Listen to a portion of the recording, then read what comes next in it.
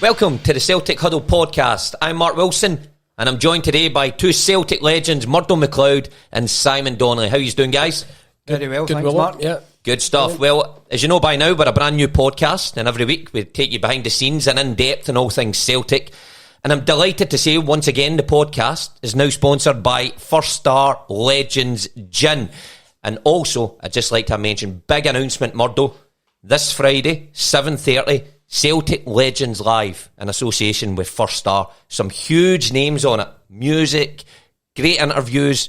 Lubo Moravcik, Martin O'Neill, two of the big names. Plenty more where that came from as well. So, keep your eye on the website. Keep checking and we'll feed you more information. Where to join at. It should be an absolute cracker. Also, delighted to say, another sponsor to the show, First Class Transfers, Scotland's most luxurious chauffeur and travel company. Go to their website for more details, and also check the First Star website for the gin.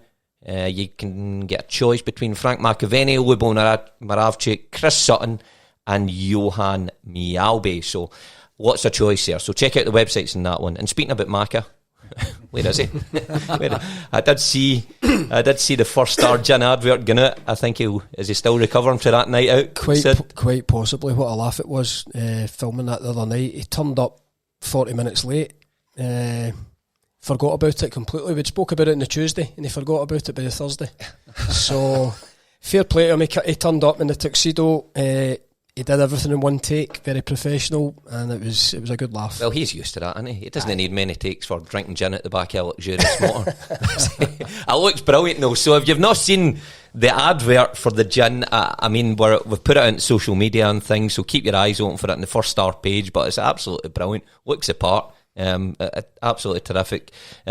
Look, today we've got an absolute cracker again for you. Once again, Neil Lennon is topping the agenda. We'll speak about the situation and the men who have been linked with his job. We'll also examine the role of the Celtic board and the current situation ahead of the club's AGM on December the 14th. We'll look ahead to the games. Big game against Sparta Prague in the Europa League and the Betfred Cup tie against Ross County on Sunday. And also the lads will relive our most embarrassing and humiliating defeats while being at Celtic. So hopefully you've thought about that. Actually, the thing is, I don't really need to think too much about mines. I was there with two of the worst ones, but we'll touch on that later on in the show. Also, we've got an exclusive interview with an old teammate of mine, another old roommate of mine's, just going through the phone book, getting all my old roommates. How many are you sleeping with? Goodness me. Gary Caldwell will be coming on. It's not to be missed again. Gary, always in tremendous form, speaks his mind, very passionate about football, so that's a good one to stay tuned for. So, right, let's get into it. And Neil Lennon. Now, we always seem to be starting the show chatting about the manager. It's never a good sign, that is it, when you're always chatting about the manager and his position and the role he has. Sid, what do you make of that? The constant speculation about the manager and obviously the results that follow on. Yeah, I think it comes part and parcel with the size of the club, the responsibility that's there that comes with that job. But I feel for him, must admit, I feel for him. I've been in that position in management myself, not at Celtic obviously. I was a player at Celtic, but the pressures on his shoulders at the moment with the results must be huge. And obviously his future is going to be dictated by the next couple of months, in results. But it's a difficult time for Celtic at the moment. We keep coming on this show every week and saying that they need to gather some momentum and a bit of form, and it's just little setback after setback. I covered the game at the weekend. I thought they were comfortable in the game without maybe getting the final pass or the shot away, which ultimately is the most important part of the game. But all of a sudden you find yourself 2-0 down into the second half in a game where I don't really think Hibs had threatened that much. Two mistakes for the goals, and all of a sudden you're chasing it again and under huge pressure. So I feel for them just now, but the only way they can get through it is starting winning games. It's pure and simple. I think in any other season, if I'm honest, when I was watching the game, 2-2 at Easter Road probably isn't the worst result you'll ever get. I just think with the pressure around this season and the results that have came in the previous few weeks, it gets highlighted more. And, the camera often just pans to the dugout and a picture of Neil just sitting there or standing there, and the pressure must be be so intense on him. I mean, Murdo, do you think the board at this stage will actually be thinking about making a change? I think it's very difficult just now. Performances haven't been great, so they've been so inconsistent, up and down all the time, and a couple of good performances, and then everybody thinks, oh, that's his back and all that kind of thing. But the performance at the weekend, Simon's touched on it, he was at the game, I watched the game, and you're thinking about the way they played.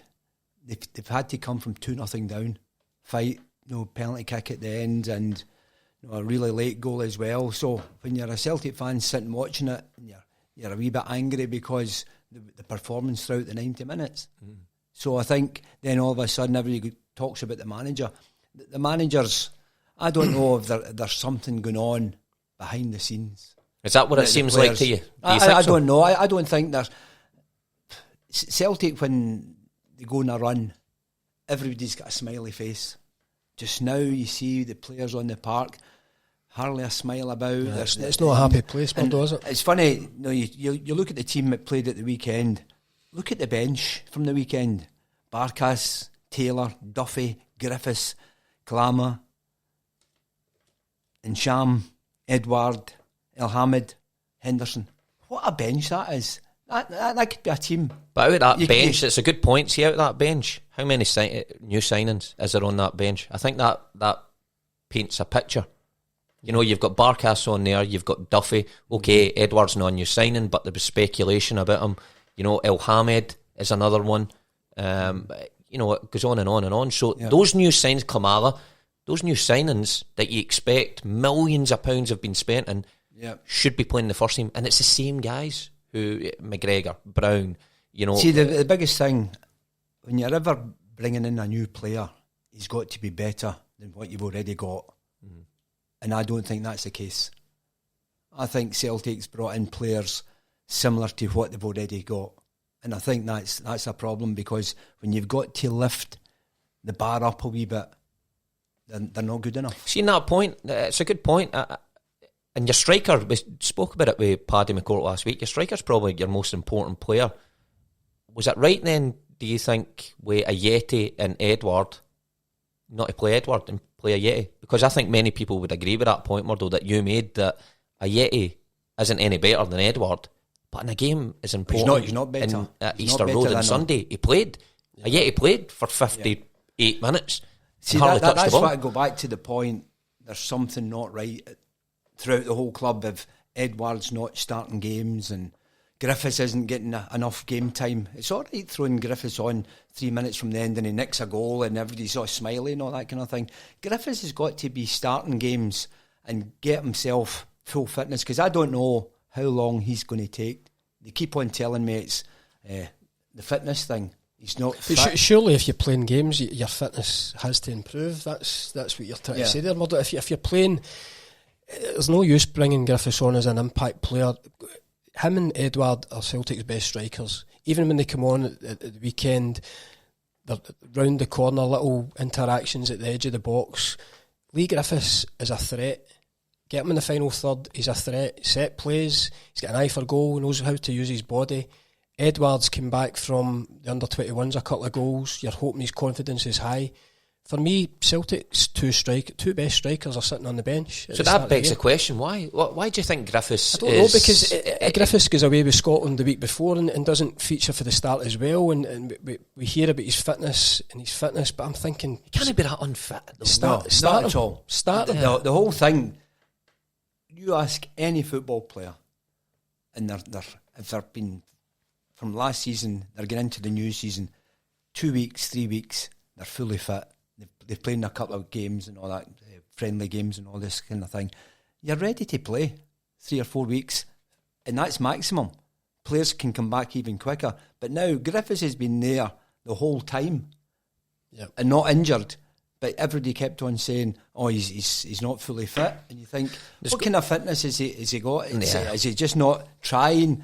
Is there a problem with him that he's not going to push himself as hard? But he comes onto the pitch and he changes the game. I was going to say that. I've got to sympathise with him a bit, because every time he's been thrown on to a situation, he's did something. He's either scored, he's created, even Even worries defenders. Even for his country, he's came on in the last few minutes, and he still had efforts and goal, and we've not had that. Yeah. But same at Celtic, he's come on and he's nicked goals and he's created goals, and you just think, why is he not starting? You wonder, because he's an absolute threat, and for me, he's the best striker at the club. Yeah, when he's fully fit, 100%. But these are the decisions that the manager has been scrutinised over, and Neil, everything is simple things like that. If it doesn't go right when a Yeti plays for 55 minutes, it's a manager, and quite often that is the case with having that role. Sid, I mean, you've been at clubs where you've lost your job, sorry to say. One of them was just a couple of weeks ago because of me.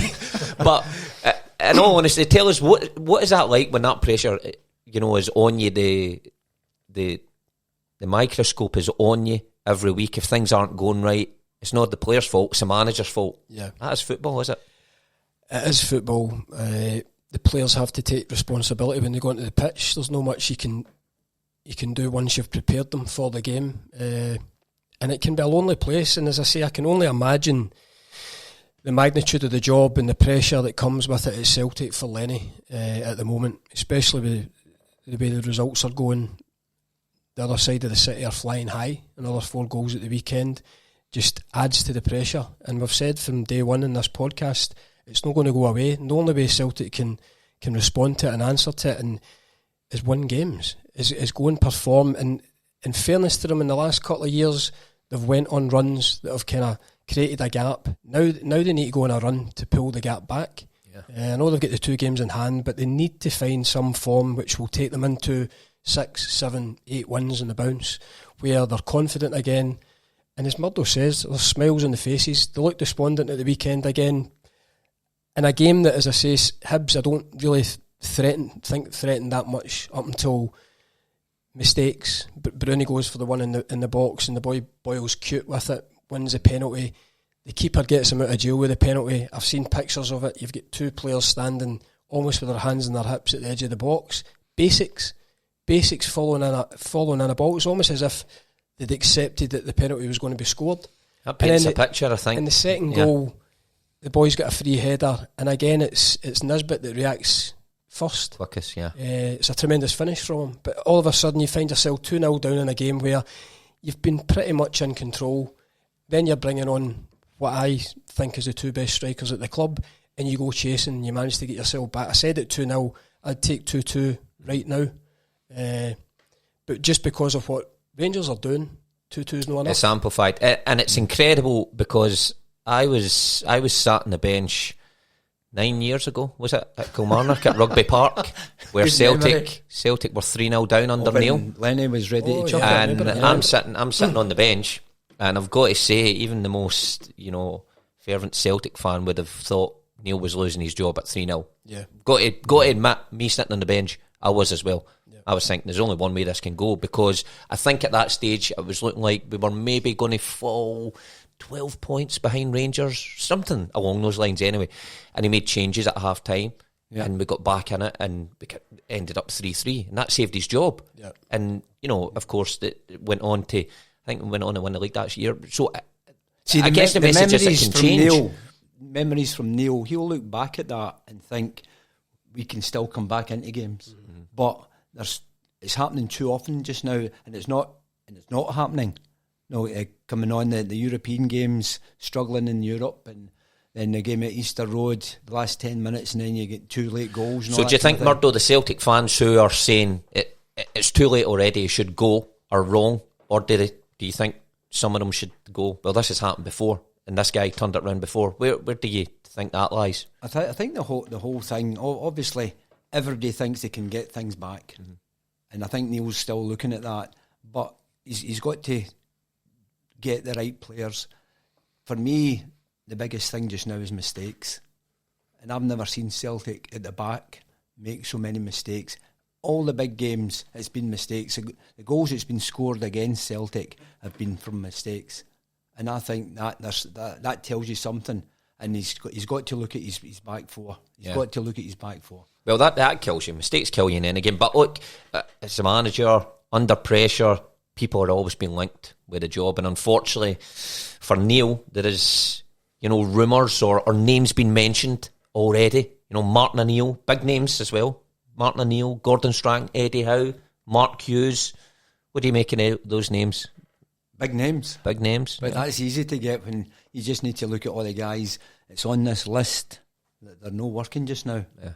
Do you know what I mean? So it's, Martin's been out for a while, Gordon Strachan's been out, Eddie Howe.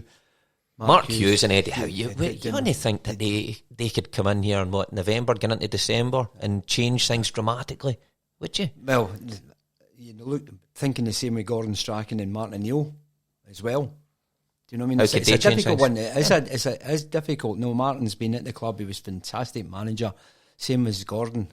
No, great results he got over the years, and the thoughts of bringing them back. And I don't know whether that's just again the journalists sitting down and thinking, who would fancy the Celtic job? It's never nice, Sid, is it, when you're discussing when a manager's still in a job? It's never nice discussing other things, but this is Murdo's right. This is where the world is, and journalism is, and social media. Where football is, it's such a volatile industry, and it's always dictated by results. And at the moment the results aren't good enough for Celtic. But again, it's retrievable. It is retrievable. We've got 2 games in hand.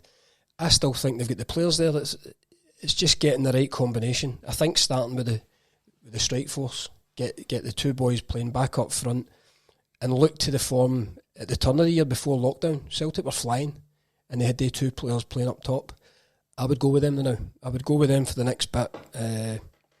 Murdo touches on the defence as well.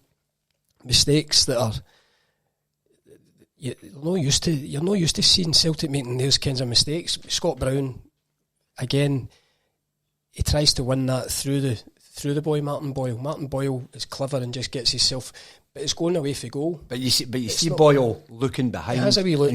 And I'll wait for Bruni to come to make a challenge. Murdo, I'm a striker. I would have did that. Yeah. You just get yourself between him and the ball and take the dun and go down. Uh-huh.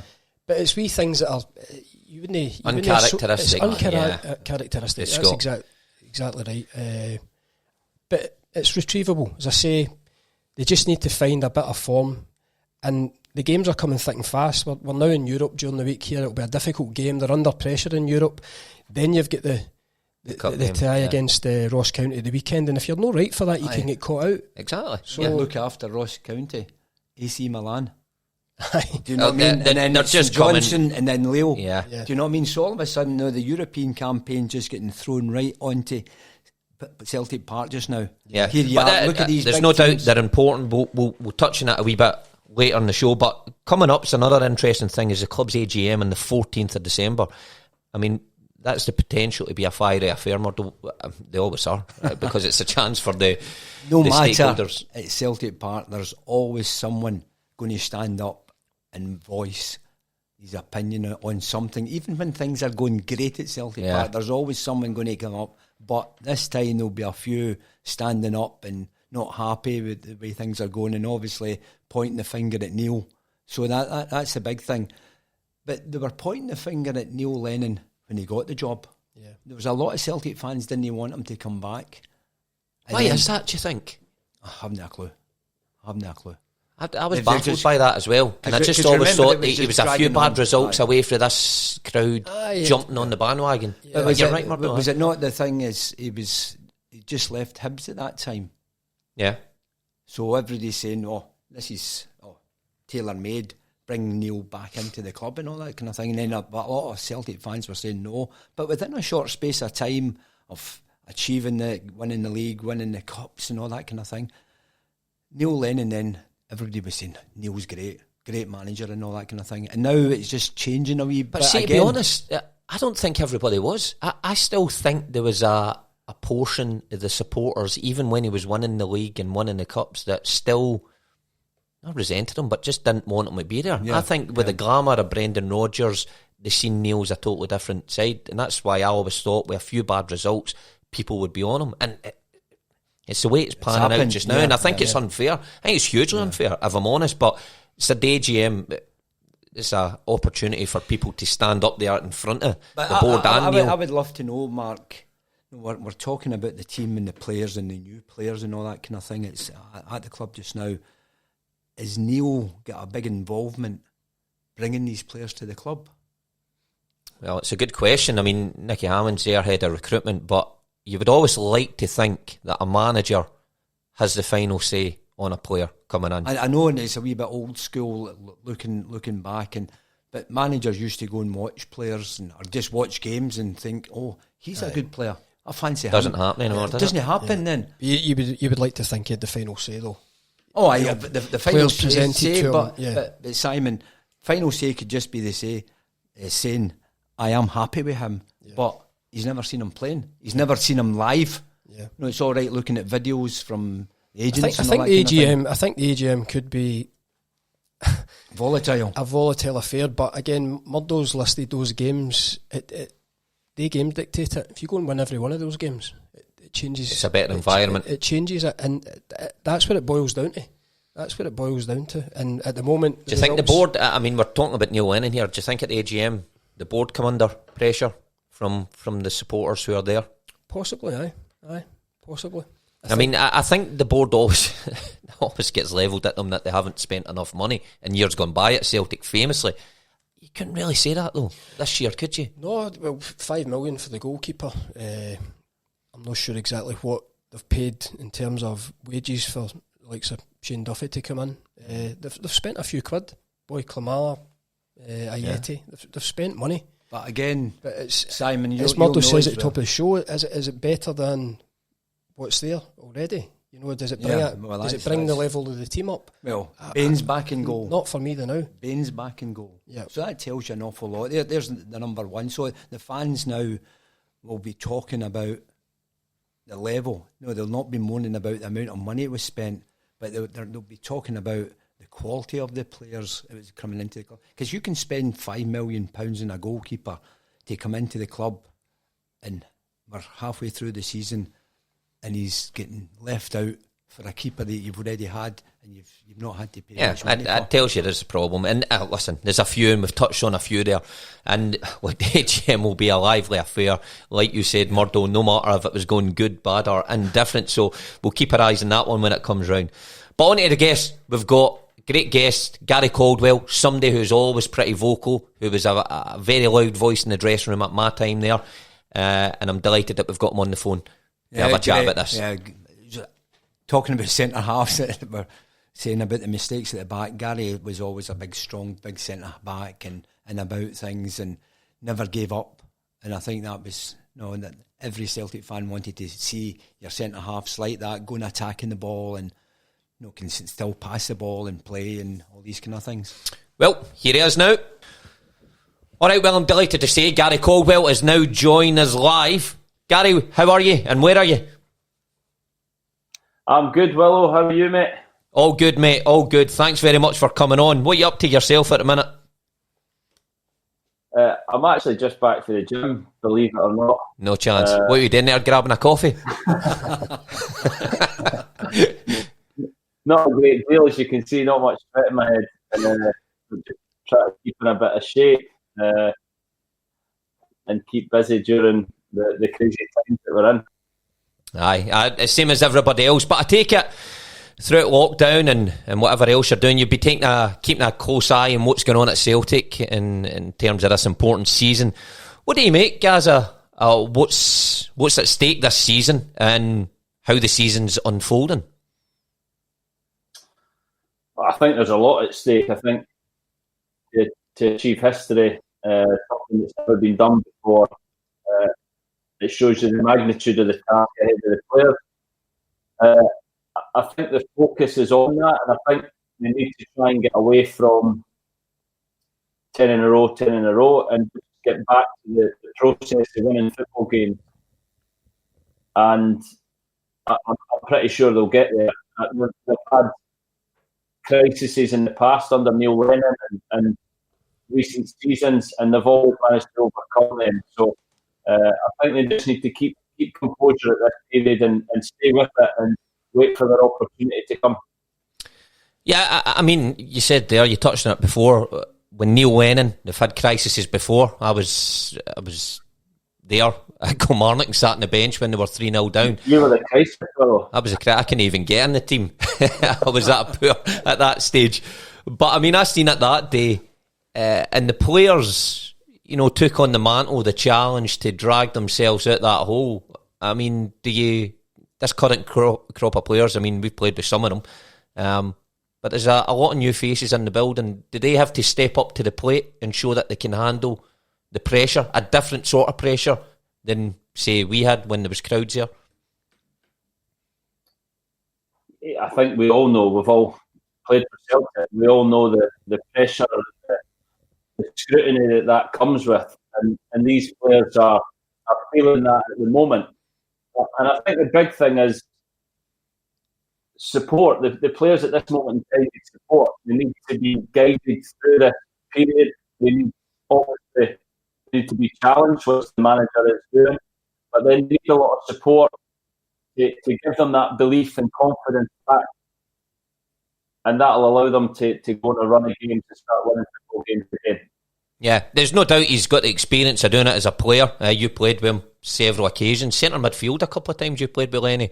I mean, just give us a insight how he is as a competitor, how he is in the dressing room for some of the people who probably wouldn't have had that first hand. Oh yeah, you played with him as well. I think what you see is what you get with Neil. He is a competitor. He wants to win everything, even the training and the five-a-sides. He wanted to win. And as soon as I arrived in the building, I actually sat next to him at Celtic Park, where we were originally. But as soon as I arrived, he took it on board himself to kind of make me feel welcome, but also let me know the standards and the demands that were going to be placed on a Celtic player. And I'm sure he does that as a manager, and he knows what it takes. He's been here before as a player, he's been here as a manager, and he will be doing his utmost, and it will be occupying his mind 24/7 of what he needs to get the players to do. Do you think, Gaz, just on that, do you think he's changed, his demeanour's changed? For you knew him, you're just chatting there about him sitting in the dressing room and chatting you through things. Looking at him from the outside, sitting in the dugout, do you think this 10-in-a-row season's having a bearing on his demeanour? No, I don't think so. I think he's always been a fiery character, and at this moment in time, you see his press conferences after the game. He's not happy. He's very honest. He's publicly letting the players know that the standards they're setting now is unacceptable. I'm sure behind the scenes, he will be putting his arms around players and trying to get players' confidence back in a different way. But I don't see any difference. I think he's as he's always been. Yeah. Now, you've been, Gaz, at clubs where you've lost your job. There's no nice way of putting that. And you know what the pressures the manager comes under. Does it always just fall on the manager's head? Is there others who have to take their fair share of blame? Because football's a very different, place just now. It's not just the manager who picks the players. Is it fair that the manager gets all the flack? I think it's the reality that the manager gets all the flack. That is how football is now. But from being a manager myself, there is other factors that you have to bring in here. I think I spoke about this probably about a year ago now, where I felt like Rangers were getting close to Celtic, and everyone could see that. And I don't think, as a club, Celtic have really prepared for that. I don't think they've pushed on as they've been winning and to keep Rangers at bay. They've allowed that gap to close, and now ultimately Rangers are ahead of them, and Celtic are in the chase. So what do you think they could have done better to prepare? In terms of recruitment, are you talking about? Yeah, for me, the biggest thing in football is recruitment. You could get the best manager in the world. If he's not got good players, then he's not going to be a very good manager for long. And I think Celtic have in recruitment department haven't done as well as they possibly could. And the squad over the last 3 years has probably lost a bit of quality. If you think the Armstrong, help me out here, there'll be others that have left. Yeah, of course. Well, Tierney's left. Tierney left, Craig Gordon was a huge one. So if you think back to that team, Dembele, that was only 3 seasons ago, and these players haven't really been replaced with the same quality, which ultimately allowed Rangers to close that gap. Well, you're a current, a kind of new manager, a new coach. How much say then does it come down to the manager, players? You can have a head of recruitment. Does the manager always get the final say, in your opinion? So should he be held accountable for the ones that are signed, or is sometimes that taken away from the manager and the players are forced upon you? I think it's different at every football club.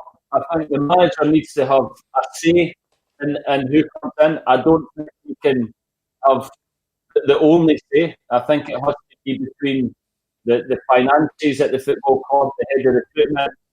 But I don't think he can have the full say. I don't think he can have no say. I think there has to be a discussion with everyone involved in the process. Yeah. Listen, one of the new players that have come in, I don't know if you've been paying attention to it, but Shane Duffy has come up to Scotland with quite a big reputation, a Premier League defender. I mean, and it strikes a chord with me, with yourself, how much Shane Duffy has been criticised from the Celtic supporters. Some of his performances, have been questionable. But you equally went through a hard time in your first wee bit at Celtic, and just had that mental strength to come back. You end up winning Player of the Year, of course, and had a very successful Celtic career. Do you see there being a future for somebody like Shane Duffy, even though he's had quite a rocky start? Yeah, I think so. Again, we've all been football players, and we've all went through difficult periods in different form, and you have to find a way to get through that. When you play at Celtic, the scrutiny is bigger, the pressure is increased every single game, and when you're not doing well, it's difficult. In terms of Shane Duffy, I think he's getting a reputation. He's probably not as fit as he would like to be, and he's trying to perform at his best. And again, we all know fitness is a massive part of football. When you don't have that, it's difficult to play well. He's now had a rocky period, which has resulted in probably a loss in confidence, and he needs to, with the support of the manager, the coaches at the football club, refine that confidence and that form. And I'm sure once he does that, then he'll be a big player for Celtic. Yeah, no, listen, I agree with that. I agree it's all about confidence at this time, and it doesn't look like a lot of the Celtic players have that in abundance at the minute. I mean, going back to the manager, guys, and it's never nice. I mean, we've been chatting about it here. It's never nice to speculate about a manager while he's still in a job, and I think Neil Lennon should remain in the post just now, but it's inevitable that his name's been linked with a job already. A few big names we chatted about it. Martin O'Neill's been mentioned. You've got Eddie Howe, Mark Hughes. One of the ones is our old gaffer, Gordon Strachan, who was in the newspapers here yesterday, being linked with a job. Gordon, somebody that could go in and change things, you think, if it was thrust upon him? You're a guy that knows him more than most. You had a very good relationship with him. Yeah, I love the guy. I still speak to him. Played golf with him a few weeks ago. A fantastic football person. But I'm sure he would say, I'm going to say, what are they going to do? He's got the same players until January. We spoke about recruitment, which in terms of football club, recruitment is done months in advance, so Celtic will know their targets for this. Gordon Strachan's not really going to, or any manager for that matter, is not going to change the targets that Celtic are looking at. So I think to change now would be madness. From a guy who has delivered title after title, cup after cup, in the run-up to this in a row, at the moment of crisis, shall we say, the club are then going to take that away from him. I think it would be madness. And it would only show the weakness that Celtic might feel at this moment. Yeah. Okay, well, fair enough answer. I mean, I think some people would probably argue that some Celtic fans who want Neil out would get your point about you can't change your players, but maybe somebody could get a better reaction at the players. That's what Brecon City guys found last week when they sacked me. They thought they were going to get a better reaction. But this is the thing, whenever I've lost my job, that internally, the club have to know that the players aren't working for the manager, that there's no way forward. And what often happens is a new manager comes in and the same results, the same things happen. But occasionally you get that bounce factor. But I think more and more in football, because managers are getting sacked just because of a few bad results here and there, the new manager is not having that impact because the dressing room wasn't in such a bad place. So again, that's something that internally Celtic, the board, people within there will know that. Yeah, well, interestingly, you touch on the board, and that's coming to the last point. That's on the 14th of December, the AGM. And it'll be interesting. Celtic AGMs are always quite fiery anyway, but you'd expect it to be quite a fiery occasion, would you not, in this season of all seasons, especially the way it started? Yeah, it shouldn't be, though. Because we live in a world now with social media and everything else where there's reaction to everything. And the reality is Celtic are one game away from winning a quadruple treble, which is incredible. And they have 20-odd league games left to close a gap that's not that big if they can win a game in hand.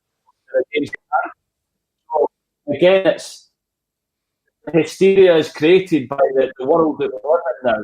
The reality is a lot of football to be played. The season won't be played until late in May. And that's why I think we have to give the manager, the staff, the players the opportunity to make that. Yeah. Well, listen, I agree with you. It's never nice speaking about this speculation and things with the results, but the nature of the beast at Celtic, it's always going to be the case, guys, in this season. But guys, what are you up to? Are we expecting to see you anytime soon back in the touchline? Or are you enjoying your time at the gym, drinking coffee? No, I hope so. My golf's getting much better. I think that's how many times I've been sacked. But, I've been working with players 1-to-1. 4 players I look after, so I'm analysing their games, making sure that they're doing the right thing, and mentoring them, I'm enjoying. But if the right opportunity came up with the right person, I'd be, interested to get back, because it's always, I think, football is a drug dealers, and when you're not involved in the game, you miss it. You and Strachan, number 1 and 2, down the line somewhere. That would be great for the AGM. That would be brilliant. I'd love to see you sitting there at the AGM taking abuse. You had plenty of it, mate, in your time at Celtic. But listen, thanks, watch me take abuse. What's that? You used to stand on the pitch next to me and watch me take abuse. Oh, it was brilliant. You took the heat off me. That was great. That was great, Murdo. You're in the fans' booing. But hey, listen, being serious, you came back for it. You won Player of the Year, and I think that's what you touched on it earlier. Guys like Shane Duffy and that have to look at, it's well recoverable. But guys, thanks very much for joining us, taking time out. Hopefully we speak to you again pretty soon. Cheers, mate. Anytime. Cheers, mate. Cheers. Okay, guys, moving on. Sparta Prague and Ross County coming up. You says earlier on the show, games are coming thick and fast now, but first and foremost, Sparta Prague. Murdo, how important do you think it is not to lose on Thursday night after the hammering Celtic took it home to Sparta Prague? Well, it's a very difficult game. Obviously, a side who turn up at Celtic Park and play as well as they did. They're a very good side, and everybody looked happy in their team. That was their second string team as well, was it not? Well, that's the thing. That tells you the quality that they've got for the second team, the backup players and all that kind of thing. But I think just now it's going to be a tough one for Celtic. Yeah, you think it was Sid? I mean, do you think it's an important exercise? Does it matter, really? I think it matters in terms of just getting another doing. Yeah. Like they did at Celtic Park. It's important to try and build and get some confidence throughout the team. You've got the cup game at the weekend, which I would maybe argue is a wee bit more important. You know, it's been so long since they lost a domestic cup game, but every game's important. You need to take something out of it. I know it's a performance, Sid, is it? Is it not? Yeah. It's the quality of performance. You can go away from home and you could lose a game 2-0 or 3-0. Yeah. But you've battled away throughout the 90 minutes and the opposition's been better. Yeah. But I think the Lille performance away from home was decent. A couple of goals in the second half, again, mistakes, but I thought the performance was decent there. You take something from that. So I think that's what Lenny will be looking for from his team on Thursday, with a view to getting into the cup game at the weekend. Of course. And Murdo, I mean, Celtic not lost a cup game in incredibly to say 4 years. 4 years. I mean, it would be a terrible time for that to come to an end, especially for Neil Lennon. You would fear the worst. Yeah, you don't see that coming to an end. No. Everything's built up. The cups are sitting there. Ross County, they're not at their best just now either. So no, they're hopeless. Put it kindly. That's terrible. Me and Sid's breaking team would have beat them just now. No, actually, they're not that bad. I know. No, listen, predictions for the game then, for both games. Away in Sparta Prague, Murdo, what are you thinking? I would take a draw. Take a draw, Sid? Take a draw? Yeah. I think Celtic will win. Sparta Prague, there you go. Yep. You're not too bad at that. And against Ross County 4-0. 4-0 or 4-1. Agree with that, Sid? 4-1. I don't like to continuously agree with. I'll go 3-0. Nah, I think it'll be a better week. Let's put it that way. Yeah. But Ross County at the start of the season, the game up there, Ross County, I thought played really well first half. But Celtic remember they scored a penalty early on in the game. Yep. So they're not a bad side. They're well organised, and it's how Celtic play. It's not about Ross County. They can play great and still lose. They can play poorly and get thumped. Celtic, they've got to play well and win the game comfortably. It looks like there's no easy games for Celtic just now. It looks like the players are, struggling to find a pretty simple game at the minute. But hopefully this week is a wee bit better than that. Okay, thanks for those predictions, guys. Right, before we go, worst defeat, great subject, worst defeat in a Celtic jersey. And I'll kick us off pretty quickly because I was involved in a couple. One, I was on the bench, so I can't take full responsibility.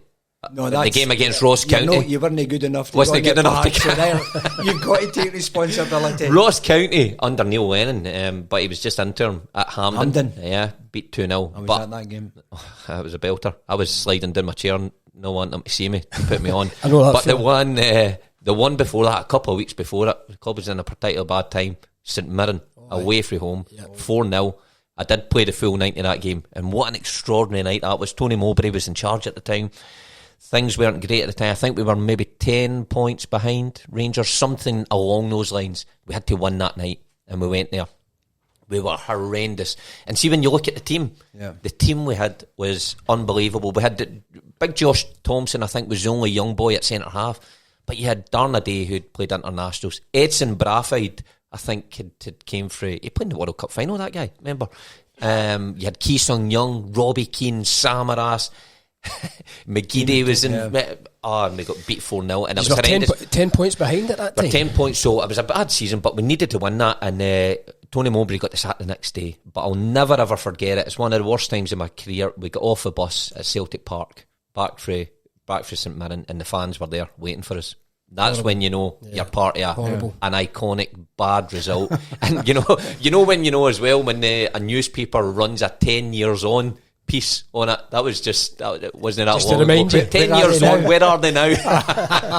So that was my worst. What about you guys, Sid? I don't remember. I've had a few doings in my time at other clubs, but I don't. The worst one for me was probably 94 Wraith Rovers in the cup final, because it was so long since we'd won anything, and it was a chance to get the monkey off the back. And even Paul McStay, the captain he was the one that missed the penalty. I felt so bad for him that day. I was just a young kid coming in. I think it was my first final for Celtic. Did you play in the game? Just start? I started. I started up front. I think with Charlie Nicholas and your mate Gordon Dale scored. I know. He never shuts up about it. So that would probably be. I remember one time, and this is going off on a wee bit of a tangent, a testimonial down at Anfield. Testimonial. TB had just taken over, and we get pumped 6-0, and Dalglish and Rush came on for Liverpool, and we get battered. And I remember getting into the dressing room after it, and TB absolutely blasted us. You know, you're thinking a testimonial, you can get away with a wee bit of relaxation. We get absolutely blasted. Did you not play in one of the 5-1 games at Ibrox? No, Rangers beat you. No, did you play in that? No. All right, I was going to say that's got to be up there. If it was. I think I had a 3-0. They were heartbreaking years. I know. I don't go back as far as that. Come on. If he's using a testimonial, I know. I must have had a great career. It sticks in my mind though, because we get an absolute roasting of TB after it. What about you, Murdo? We get thumped at Dens Park. I can't remember the result. Was it 5-1? Dens Park. And it was up to Dens Park, and I think we were playing quite well at the time. And then we went up there, and it was blowing a gale, and they had the wind behind them early on, and every shot went into in one of the games. Aye, one of the games, and I think who was in goal? Maybe Packy. Aye. So honestly, for me, looking back, we struggled against some of the smaller clubs, but I don't think we get any bad results. Yeah. But that game up there, to lose 5 goals was horrendous, absolutely horrendous. It's not nice, huh? It isn't nice. See, when you get battered at Celtic, it's a real positive way to finish this show. It's brilliant. It's well upbeat, this show. Tune in next week for more upbeat rubbish. I feel a wee bit better. Losing a cup final to Wraith Rovers is... that's horrendous. I think that even tops my St Mirren defeat in the Ross County. You can't lose to Wraith Rovers. It was pretty cup poor. Final, I know. Well, what a way to finish the show. But guys, I enjoyed that. You know, loads of talking points again. It'll be the same again next week, because like we say, the games are thick and fast. A couple of important ones to get our teeth into. But nice to talk about a couple of wins. It would be, because maybe it's this podcast is cursing the team, because ever since we started, there's not been many highs, is there? Listen, we'll get highs. By the way, on that, a high on Friday night, mention it again, 7:30, Celtic Legends Live in association with First Star, some big names, a couple just to throw in at you just now, Martin O'Neill, who's been heavily in the press, and Wubel Moravchik, an absolute hero. So there'll be live music, loads to keep us entertained. And that's in association with First Star. And thanks very much for listening. Once again, keep your feedback coming, and thanks to our sponsors, First Star Legends Gin and First Class Transfers. Travelling style with a nice Machiavelli gin and tonic. That'd be nice. Thanks again, guys. Speak to you next week. Cheers. Thanks, Mark.